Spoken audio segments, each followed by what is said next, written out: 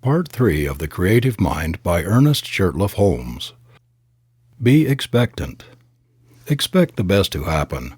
Don't sit around waiting for trouble. Have absolutely nothing to do with it. It is no part of the divine plan. It is an illusion of the material sense. One who has learned to trust will not be surprised, even when he finds things coming from the most unexpected sources. All things are man's to use and then let go of. What more can we ask? We want nothing that we have to keep. Things are to use, not to hold. Expect that everything is to come your way. Be content and cheerful if you wish to attract from out the store of the infinite. Open up your whole consciousness to the greater possibilities of life. Line up with the big things. When you speak the word, expect it to happen. Know that it must be as you say. This will not be fooling yourself. It will simply be using the law as it is meant to be used. Expanding our thought. All things come to us through the use of our thought. If we have a small concept of life, we will always be doing small things. First in the creative series is the Word, but the Word carries us no further than our consciousness back of it. Unless we are constantly expanding our thought, we are not growing. Growth is the law of life, and it is necessary. We cannot stand still. If you want to do a new thing, get a new thought, and then you will have the power of attraction, which has the possibility of drawing to you the circumstances which will make for the fulfillment of your desires. Get over the old idea of limitation. Overcome all precedents and set yourself in the new order of things. If you want to build a railroad, you will never do it unless you get over the idea that the most you can hope for in life is to sell peanuts. Let the people sell peanuts for a living who think in the terms of peanuts. Get out of the rut. God has created you for a glorious future. Dare to fling out into mind the greater assurances about yourself. The power of a treatment. A treatment has as much power as we put into the word which we speak when we are giving it. This does not mean screwing up our mind or using our willpower or using force from the material standpoint. It means simply knowing that what we say will be done unto us of a power which can do anything that is given it to do. We must know that our word breaks down every material law and sets the patient free to express God. We must know that the word would endure even though all else should fail. Heaven and earth will pass away, but my word will accomplish. In calm confidence and perfect faith, speak and wait upon the perfect law. Get that mental attitude that never wavers. Be sure and it will be done. Repeating the treatment. One treatment would heal anything if it were not for the fact that people are constantly receiving false suggestions from the outer life. As it stands now, we should treat until we get results, always expecting that it will happen at once.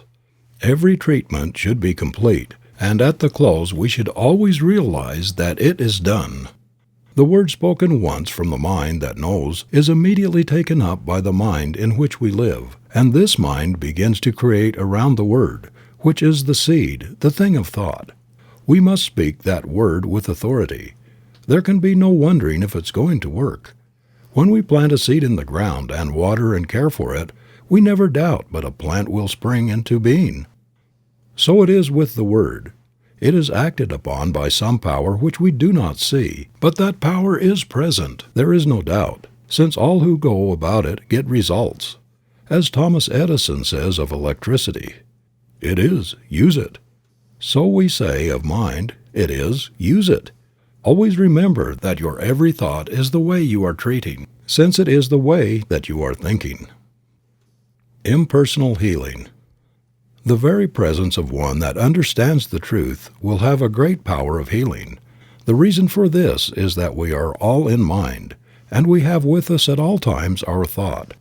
And since all manifestation is the result of mind in action, and we are thinking beings and are always causing mind to act, the very presence of our thought will have some power to act upon whatever we are thinking about. We are dealing with the power which in itself is limitless. We limit it, and so it cannot become to us the bigger thing. Of itself the power is the same that made the worlds, and it cannot realize any sense of limitation. They could not enter in because of their unbelief and because they limited the Holy One of Israel. Stop limiting things. Things are as big as we make them, no more, no less. There is room at the top. Get on top of everything and dare to dominate the earth. All things are given us to use. Make use of them. Everything is limitless, and we must see the truth that the fault is not in the law, but in ourselves when we fail. Not with God, but with man. Dare, dare, dare. Think of the bigness of things in the universe. Think of the number of grains of sand, the profusion of all life, and never again limit anything. All is yours to use. Jesus would never have become the Christ unless he had had the courage to say, "Behold, I am he." You will never attain until in some degree you are able to say the same thing of yourself. We must learn to reach out and take what is meant for us, the greater life, the all-good. People say, "Yes, but how do you do it?" Simply know that God makes things out of himself by speaking the word, and that in your own life you can do the same. All people can think, and all people can speak, at least mentally. This is all that you need to begin on. The Word is at the center of all creation and is first cause, the starting point of all that you see. The Word is in your own mouth, and all that you have to do is to speak it. The trouble is that we are speaking the Word, and in the next breath we are denying its power by seeing something that contradicts it. If the Word is the way that God creates, it is the right way. If it works for God, shall it not work for us? As yet, our Word is more or less imperfect. But more and more it will become perfect, and so the outer condition will be brought up to the inner word. All words have as much power as we put into them when we speak. The word is already in our own mouths. That word is all that you will ever need to bring happiness, health, and success to you. Do you wish to live in a perfect world, peopled with friends who love you, surrounded by all that is beautiful and pleasing? Do you wish to have the good things of life? There is but one way, and that way is as sure as the sun shines. Forget all else and think only upon what you want. Control all thought that denies the real, and as the mist disappears before the sun, so shall all adversity melt before the shining radiance of your own exalted thought. The prodigal son remained a prodigal only so long as he chose to do so. When the thought came to him to return, he was greeted by the Father with outstretched hands.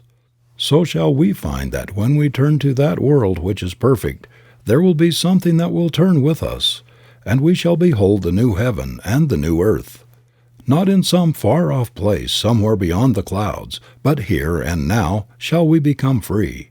We must do away with all that hinders the true growth, all little thoughts that hinder us from becoming. Human strife comes from the thought that there is not enough to go around. Forget it. We cannot use even what we see, and what we do not see is infinite. You will rob no one by becoming prosperous, and the laws that underlie this state of being are simple and easy to understand, and not hard to attain for the one who is willing to let go of the negative state of being. Prosperity. Here are a few simple rules for prosperity that are as sure of working as that water is sure to be wet. First, remember that nothing happens by chance. All is law and all is order.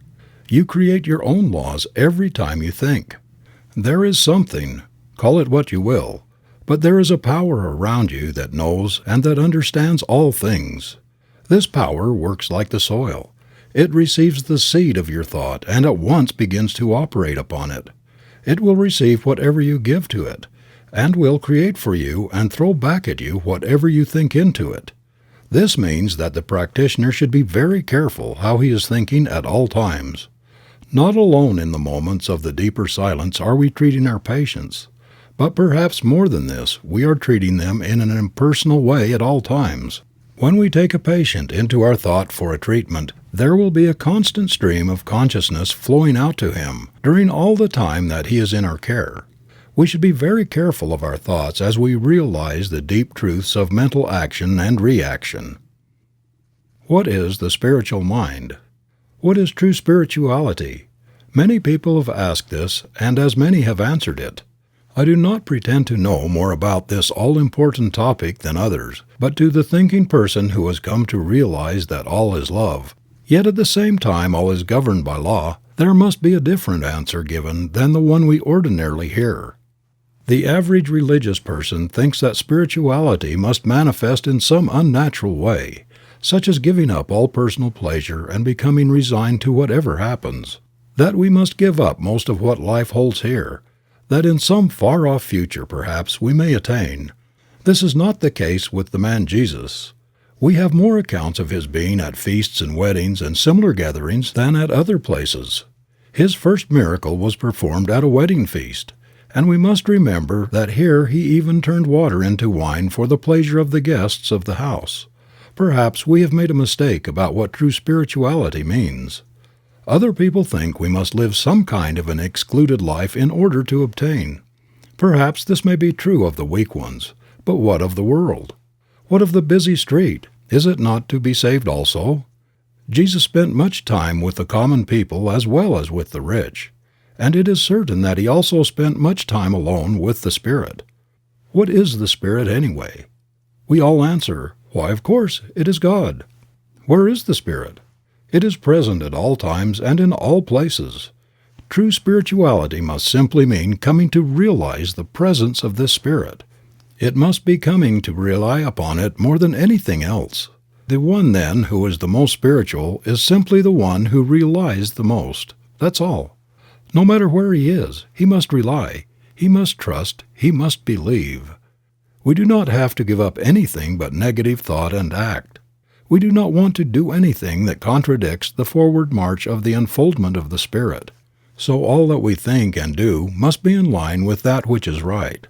But who shall say what is and what is not right? Remember this forever. Only your own soul can say what is right and what is wrong. To thine own self be true, and it shall follow as the night the day. Thou canst not then be false to any man. Look to no one for guidance. This is the blind leading the blind. The Almighty has put the truth into your own soul. Look there and there alone for it. Many people seem to think that for a man to look spiritual, he must have no color in his face, have some kind of faraway truth. He must be peculiar either in looks or in the way he dresses. To one who knows the truth, both praise and blame sound alike. But from the human standpoint, at least a person cannot help being amused at the way in which the world judges true spirituality.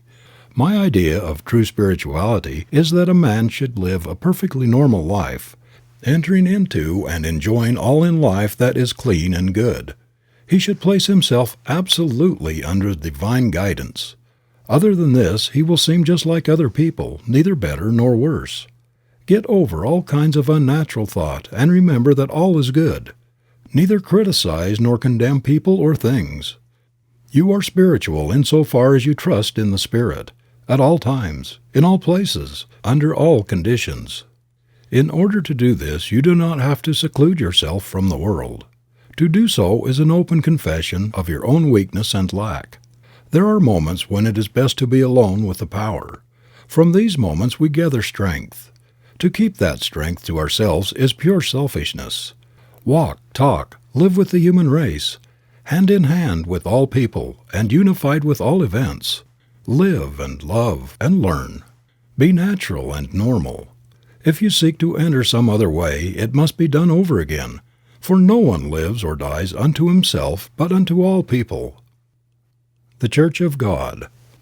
The Church of God is not built with hands. It is eternal in the heavens. It is not lighted with candles. Its dome is heaven, and it is lighted by the stars of God's illumined thought. And each member in his separate star shall draw the thing as he sees it, for the God of things as they are. Here all people recognize the God within their own souls and ask for and see no other God. When you can look upon all creation as the perfect work of a perfect God, you will become a member of this church. I doubt very much if the Church Universal admits members from the Church Individual. When you can see in the saint and the sinner one and the same person, when you can realize that the one who kneels before the altar and the one who lies drunk in the street is the same one, when you can love the one as much as you do the other, no doubt you will be able to qualify. As it is now, we have too many preachers who do not understand, that have no purpose, too many prayers, too many creeds, too many teachers that have no message, too many churches, too many learned people, and too few thinkers. The kingdom of heaven cometh not by observation. It is the still small voice within the soul that speaks. The expanded thought will never wish to join or be joined to. Nothing human can contain it. It feels the limitation of form and ceremony and longs for the freedom of the Spirit, the great out of doors, the great God of everywhere. Alone in the desert, the forest, or by the restless ocean, looking up at the stars, man breathes forth these words, "With only my Maker and me." The path to prosperity. The healing of conditions is no different from other healing. All healing is the constructive use of a mental law, which the world is gradually beginning to understand something of. Again we must reiterate the principle of all life. We are surrounded by a thinking medium from which all things come. We think into it. It does the rest. Since we are thinking beings and cannot stop thinking, and since creative mind receives our thought and cannot stop creating, it must always be making something for us. What it will make depends absolutely and only upon what we are thinking, and what we will attract will depend entirely upon our holding thought to the complete exclusion of all that would contradict it. It is not enough that we should sit down and say, "I am one with infinite life." This must mean more than mere words. It must be felt. It must become an embodiment of a positive mental attitude. It is not claiming something to be true which is going to happen. It is not sending out an aspiration or a desire or a supplication or a prayer. It must be the embodiment of that which knows that now it is. This is more than holding a thought. Our ability to attract will depend upon the largeness of our thought as we feel that it flows out into a great universal creative power. We are dealing with the form in thought and not with the form in matter. We have learned that when we get the true form in thought and permeate it with the spirit of belief, we will see the thought made flesh without any further effort on our part. Thought can attract us only to that which we first mentally embody. We cannot attract to ourselves that which we are not. We can attract in the outer only that which we have first completely mentally embodied within, that which has become a part of our mental makeup, a part of our inner understanding. A man going into business will attract to himself that which he thinks about the most. If he is a barber, he will attract people who want to be shaved or have their hair cut. If he sells shoes, he will attract people who want to buy shoes. So it is with everything. We will not only do this, but we will also attract as much of anything as we mentally embody. This is apt to be overlooked in the study of metaphysics. It is not enough to say that we attract what we think. We become what we think. And what we become, we will attract. Do not become merely sentimental about this. Your life is governed by more than a sentiment. It is governed by law, something that cannot be broken, something that picks up every mental attitude and does something with it. This fundamental proposition of the law should then work out into our conditions. Always remember that it does just as we think. It does not argue. It simply does the thing as we think it. Now, how are we thinking? Never ask a patient how he is feeling. Ask, how are you thinking today? This is the only thing that matters. How are we thinking about life and our conditions? Are we receiving the race suggestion? Are we saying that there is not enough to go around? If we are saying this, it is our belief, and there is something that will see that it becomes a part of our expression. Most people, through ignorance of the higher laws of their being, are suffering from the thoughts imposed upon them from a negative and doubtful world. We who are claiming the use of the greater law must emancipate ourselves from all sense of limitation. We are not to be governed by the outer confusion, but by the inner realization. We are to judge life not from the way that things in the past have been done, but from the way that the Spirit does things. The way of the Spirit. Again, let us say that the Spirit creates by becoming the thing that it thinks. There is no other possible way in which it could work. Since it is all and there is no other, the thought of opposing forces never enters into its mental working. When we are judging from the outer, we are not working in line with the power that we should be using. We must come to see that there is only one power, and that we are touching it at all points. For there is not a power of poverty and a power of prosperity. There is the one becoming the many. It makes and it unmakes that a higher form may appear to express through it. All that is not in line with its forward movement will soon pass away, for it recognizes no opposite. As far as we are concerned, what we are and what we are to become depends only upon what we are thinking, for this is the way that we are using creative power. The sooner we get away from the thought that we have to create, the sooner we will be able to work in line with the Spirit. Always man uses, he never creates anything.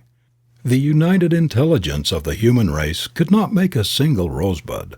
It does not know enough. But our slightest thought adrift in mind causes the same power that makes all things to create for us. The great error of the race is, and always has been, that men have thought to give a physical reason for things. When that reason has not answered the problem of life, they have sought out some other reason just as physical. The fact that they are all wrong is shown that in every generation has found a different reason. When truth is found, it will also be found that it never changes to suit the whim of the human fancy. This is proven by the fact that whatever of the real truth the race has discovered has never been changed. The truth that was revealed to the prophets of old has never changed. It is the same today as it was thousands of years ago. Whoever touches truth, no matter in what generation, will always get the same answer. The great truth that was revealed from Moses to the time of Jesus is the same truth that is still revealed to all who will accept it. It is simply this: we are now living in a spiritual universe governed by mental laws of cause and effect. Moses saw it mostly from the standpoint of the law of cause and effect, an eye for an eye. What does this mean? It means, as Jesus said, "As a man sows, so shall he reap." Moses saw the law.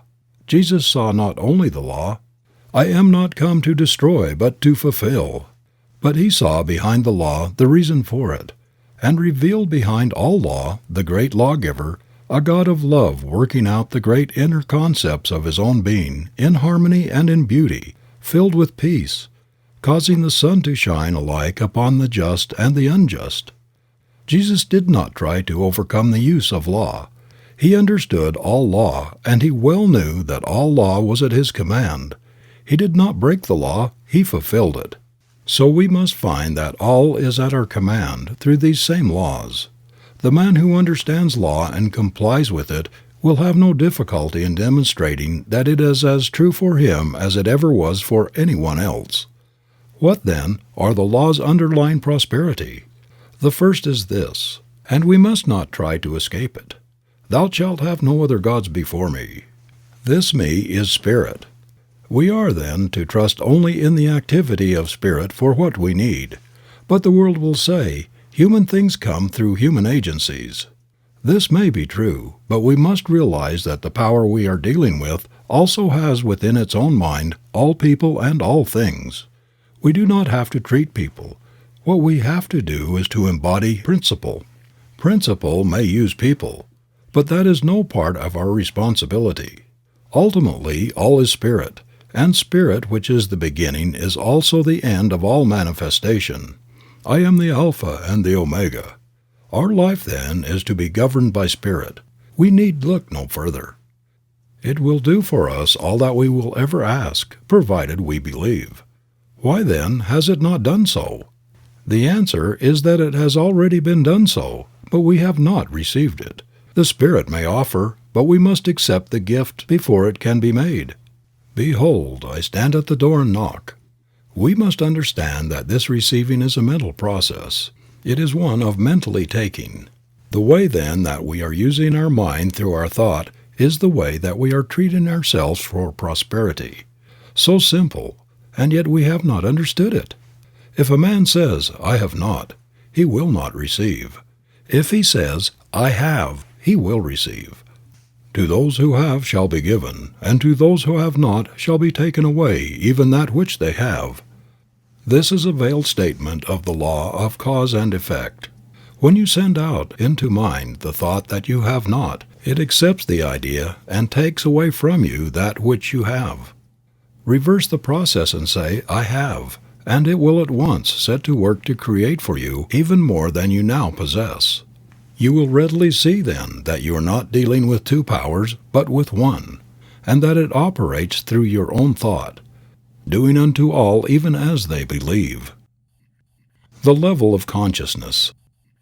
Since all is mind, and it is done unto us as we mentally think, all life is simply a law of thought, activity of consciousness. In our life the power flows through us. If we provide a big receptivity, it will do a big thing. If, on the other hand, we only believe in a small way, the activity must be a small one. The Spirit can do for us only what it can do through us. Unless we are able to provide the consciousness, it cannot make the gift. Few people have a great consciousness, and this explains why so few excel. The power behind all things of itself is without limit. It is all power. In us, it has to become what we make it. We carry within our own soul the key to all expression, but few enter in. The door is not seen with the physical eye, and as yet but few have gained the ability to see. The majority merely look. Realizing then that while the power is limitless, it must become operative through our own thought, we shall see that what we need is not some greater power, but that what we really need is a greater consciousness, a deeper realization of life, a grander concept of being. We must unify ourselves with the great whole. The man who dares to fling his thought out into universal intelligence with the positive assurance of one who knows and dares to claim all there is, will find that it will be done. God will honor his request. On the other hand, the one who fears to speak lest God will smite will find himself smitten of the law, not because God is angry, but because it is done as he believes. We have a right to have, and should expect to have in this world, all that will make for the comfort and for the luxuries of life. What matter how much we have, if we rob no other soul to get it? Shall not the power that so lavishly spreads itself out into nature give to us its highest expression all that we can ask? We dishonor God when we claim less than all. Until we can expand our thought so that we shall be able to say also, "I am," we need not expect to get great results. The soul knows that its own divinity is the great soul. Before it all else must bend. To it all else must gravitate. Enlarge your thought process. Away with the little personal thoughts of things, and dare to think in universal terms about all things. The universe is running over with good. It is for you, but you must believe and then take it. Do you dare to believe that your own word is invincible? When you speak it, how do you feel? Is it limitless? Is it all power? Is all power given to you in heaven and on earth? Are you the one with the only power that there is? Until you can say yes to all these questions and not simply believe them, but know them, you cannot hope to attain. It is useless in making demonstrations to beg for things. As well beg that water should be wet or that fire should be hot. Things are, we must take them. Your word has only the power that you put into it, no more and no less. We are all held accountable for every word that we speak, because all is the action and the reaction of mind.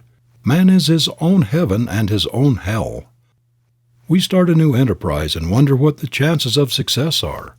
Have we realized that the outer is simply the inner manifested? When we go to a new place, we shall find there only what we have taken with us. If we have taken success, we will find success. If, on the other hand, we have taken failure, we will find failure. This is the law. None can avoid it. None need try. Every living soul is a law unto his own life. There is no law but my own soul shall set. Nothing can come upon the path of the soul but that thing that the soul attracts. Practice for prosperity.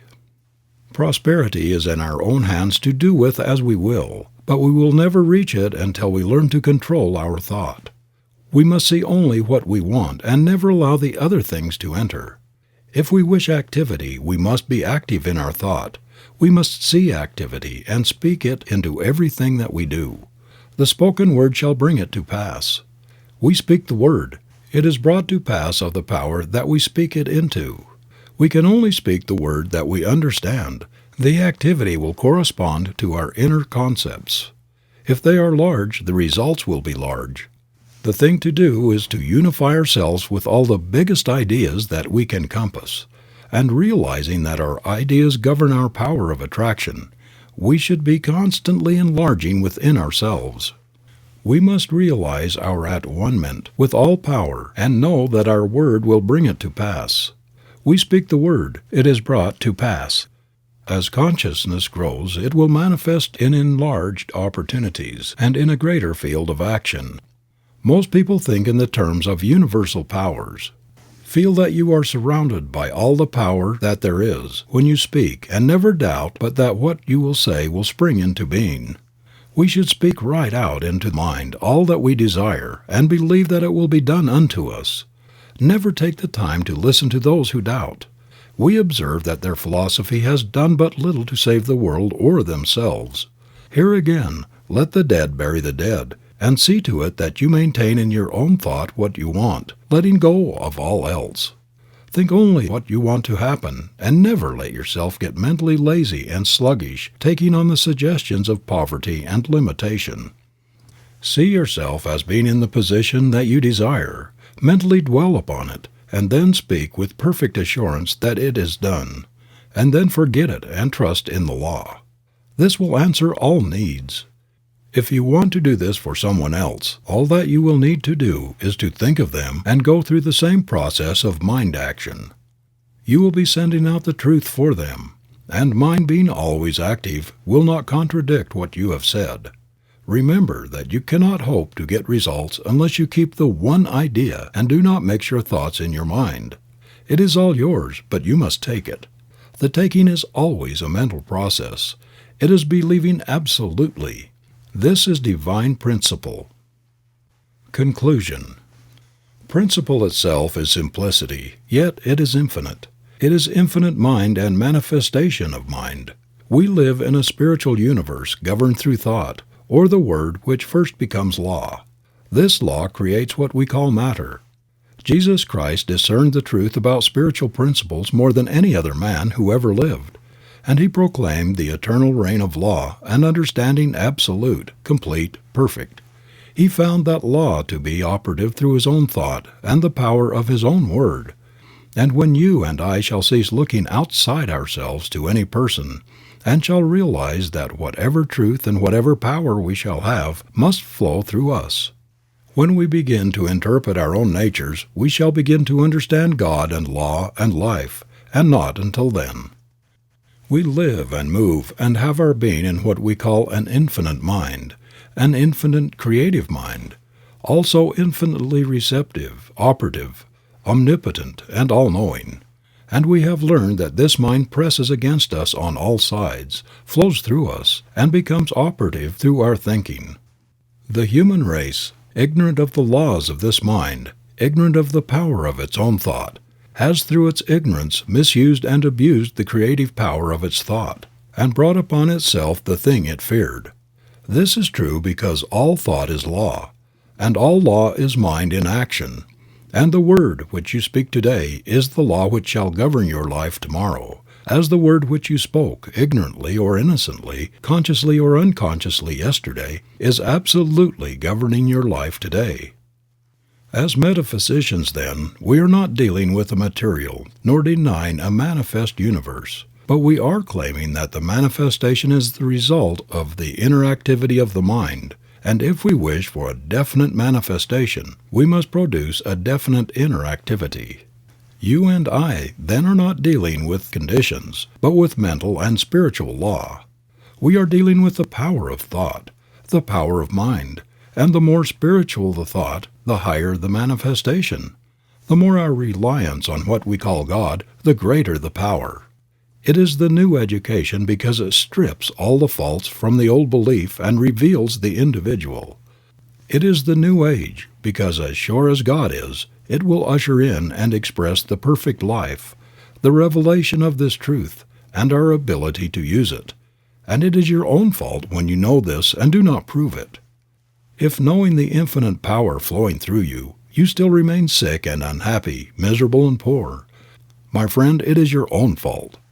Do not blame God. Do not blame man. And do not say it's of the devil. It's your own fault. Every time you say, I am, you are recognizing the eternal infinite presence of omnipotent power within yourself, which is God operating through your thought. And that is why you bring upon yourself the thing you fear, and why you bring to yourself the thing you want.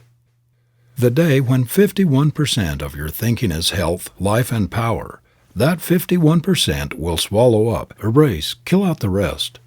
The day you, as an individual, through 51% of your thought, pass beyond the perception of limitation, is the day that you will draw out of the universe everything you desire. Poverty will desert you, and you will be emancipated forever.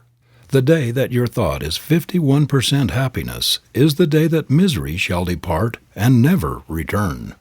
Is it not then worth your time and your effort, and should it not be the greatest purpose in the life of any awakened soul so to depict this principle as to emancipate himself? The way can be shown, but each individual must himself walk the way. We are so bound by suggestion and hypnotized by false belief, so entangled by the chaotic thinking of the world, thinking which is based upon the principle of a dual mind, that we become confused and are not ourselves. Wake up! Your word is all-powerful. Your consciousness is one with omnipotence. Your thought is infinite. Your destiny is eternal, and your home is everlasting heaven. Realize the truth. I am living in a perfect universe. It always was perfect and always will be perfect. There never was a mistake made. There are no mistakes being made, and there never will be. I live in the great and eternal universe of perfection from cause to effect, from beginning to end, and the world is all right, and I know it. Majestic and calm, waiting with eternal and divine patience, the great principle of life is ready to give to us all that it has. And while we listen and wait, we will cast from us everything that hinders its complete expression through us. We will let go of all struggle and all strife, and be at peace with life. Perfect peace to the soul as we rest in the realization of our unity with all that there is, was, or ever will be. One with the infinite mind. All the power of the Spirit is working through our thought as we believe and receive. Now we will ask for and take that thing which we desire. It is done. It is complete, now and forever. Perfect life, perfect healing, perfect harmony, divine guidance, infinite strength and joy forever. End of Part 3.